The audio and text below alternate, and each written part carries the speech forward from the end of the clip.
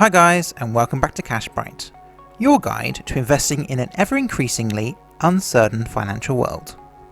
So, Overstock.com Inc. is an American internet retailer which offers discounted brand name merchandise, including bed and bath goods, kitchenware, jewellery, sporting goods, electronics, and designer accessories. What is truly mind-blowing though about this company's stock is that at the start of the year, it was priced at around $7.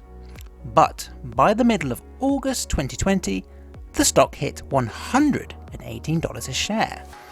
That's an increase of more than 1,500%. Quite a massive return if you were lucky enough to hold this stock since the start of the year. So, will this stock continue to climb? Or are we approaching a ceiling and maybe even a downslope?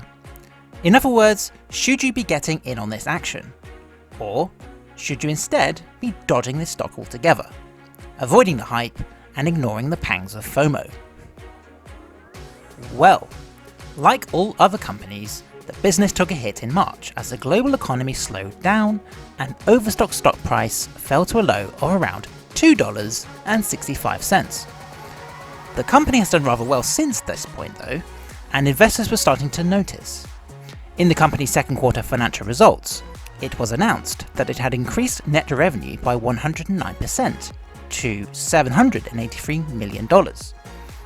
Analysts point to the company's smart refocusing of its business on home furniture goods, which coincided with the massive switch by consumers to online shopping, and the fact that people were increasingly likely to spruce up their homes during lockdown. All things remaining equal, the earnings outlook for the company looks quite good, as the company can now build on the upturn by more precisely targeting, the average price-conscious consumer and improving its online user interface, particularly its app.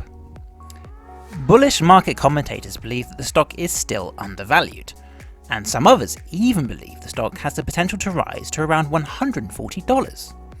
Indeed, with gross sales in its retail arm hitting $1 billion, the momentum is certainly with the company. And in today's bullish market, I personally would not be surprised to see this rally continue towards the $140 or even $150 mark. Sounds great! Let's invest now! Well, not so fast there. Let's look at the other side of this rather shiny coin to see what dangers may be lurking for you in this stock. For one thing, the company has had a bumpy history to say the least. For example, it was reported that the company was penalised by Google in 2011 for setting up fake websites which linked back to its own website. At the time, this caused the Google ranking of the company's website to fall down the search result list. The stock price also took a hit in 2019 thanks entirely to the comments of its CEO in a blog post about the US federal government's investigation into the 2016 election. The guy left his position and said something along the lines of there being a deep state conspiracy against him. Yikes.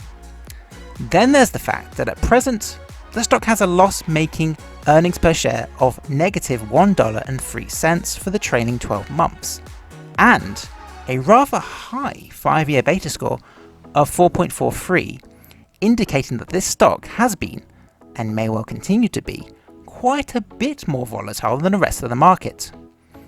I do think it's also worth pointing out that the sudden bullish optimism from investors is based on the very recent upswing in the company's fortunes, and many stockholders are betting that this will continue.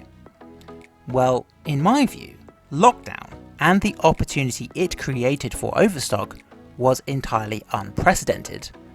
But I believe this also means that the unprecedented spending pattern will not repeat, and the company's earnings will therefore gradually level off as the rest of the economy wakes up and consumers begin to reclaim their pre-COVID shopping habits. So, overall, whilst this stock might be a great one to invest in for short-term gains, beyond that, I myself would dodge it and look for other investing opportunities instead. Market sentiment appears to be the main driving force here, given the company's financial history, and a positive quarter for the company is not enough for me to buy a stock where its price is more than 1,500% higher than it was only 8 months ago. For me, the stock is currently overvalued, and therefore simply too risky to justify adding to my portfolio. But hey, what do you think? Perhaps this company is destined to become a dominant market player post-COVID. As always, do let us know in the comments below. Thanks for watching. If you found this video to be helpful, please leave a like and don't forget to hit the subscribe button. And until the next time, stay sharp, stay hungry, and stay cash bright.